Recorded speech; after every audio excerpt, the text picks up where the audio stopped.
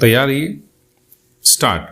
महोदय, उदाहरण के लिए खाद्यान्न में आत्मनिर्भरता का वर्तमान स्तर बनाए रखने के लिए भी हमें यह सुनिश्चित करना होगा कि हर साल खाद्यान्न में कम से कम 70 लाख टन की वृद्धि बराबर होती रहे।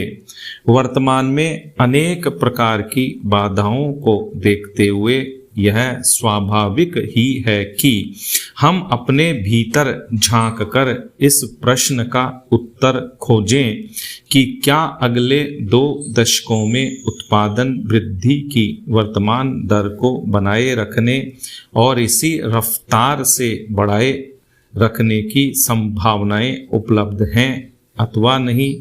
इसके साथ ही हमें इस बात पर भी विचार करना होगा कि हमारे अनुसंधान का आधार क्या इतना मजबूत है कि इन भावी चुनौतियों का टिकाऊ आधार पर सामना कर सकें।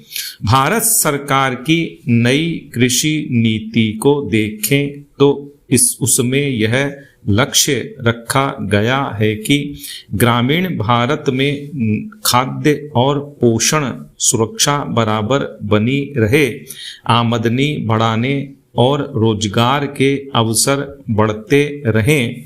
इस दृष्टि से टिकाऊ कृषि और ग्रामीण विकास के लिए अल्पकालिक और दीर्घकालिक ऋण नीतियां कुछ इस प्रकार की होनी चाहिए। खाद्य उत्पादन में पौध प्रारूप को सुधार कर विकसित की गई गेहूं और धान की अधिक उपजशील किस्मों और मक्का, ज्वार तथा बाजरा में संकर ओज का उपयोग करके ही विशाल प्रगति की गई।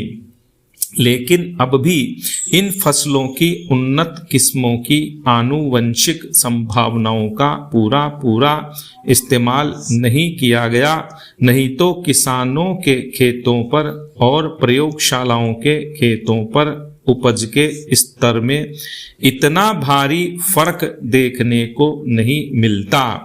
उदाहरण के लिए मध्यम अवधि वाले बौने धान की किस्में 6 टन प्रति हेक्टर तक पैदावार दे सकते हैं, जबकि सिंचित क्षेत्रों में इन किस्मों की औसत उपज 3 टन प्रति हेक्टर भी नहीं है। इससे साफ पता चलता है कि बौने धान की उपज संभावना का केवल 40 से 50% इस्तेमाल किया गया। यही बात गेहूं, ज्वार और बाजरा पर भी लागू होती है।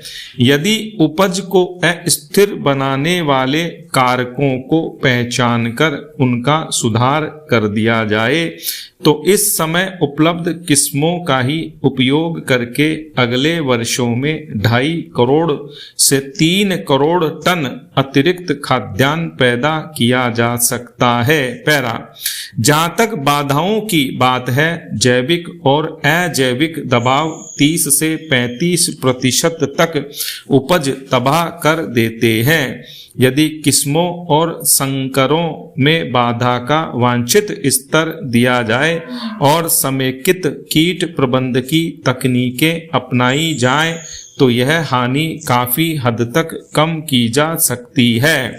पोषक तत्वों के असंतुलित और कम मात्रा में उपयोग करने, अनुचित किस्मों को चुनने और घटिया बीज के कारण भी उपज की बहुत हानि होती है, जिसे कम किया जा सकता है।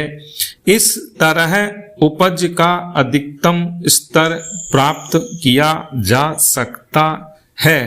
हाल ही के वर्षों में जहां नई तकनीकें नहीं पहुंची हैं, वहां उनका प्रसार करके आशातीत सफलताएं मिली हैं। उदाहरण के लिए पूर्वी राज्यों में बोरो यानी बसंत के मौसम में धान के क्षेत्र में विस्तार हुआ है। स्टॉप।